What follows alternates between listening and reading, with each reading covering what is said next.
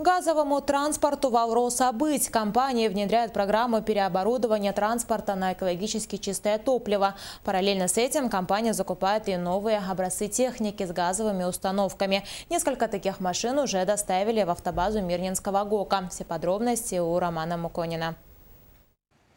Автобаза Мирнинского ГОКа на передовой по внедрению газового транспорта. Здесь находится основной автопарк компании. Сюда поступают и новые машины.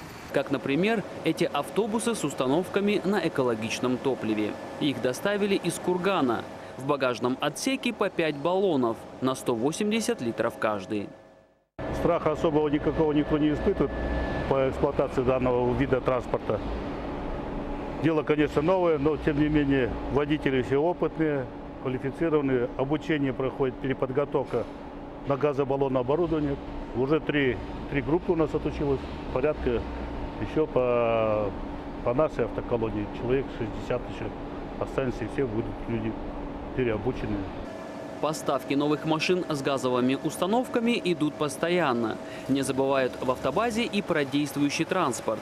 Его переоборудованием занимаются частные организации. На сегодня мы оборудовали уже 47 единиц техники согласно графика. Есть некие проблемы с оснащением в соответствии со всеми руководящими документами, нормами и правилами. Но в этом направлении мы работаем, снимаем замечания в рабочем порядке. Что не получается, решаем через управление компанией и, соответственно, главных специалистов.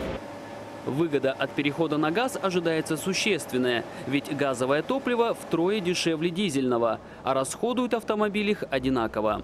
Реальные цифры станут известны не скоро, для анализа требуется время, но даже по самым примерным подсчетам «Валроса» смогут сэкономить сотни миллионов рублей.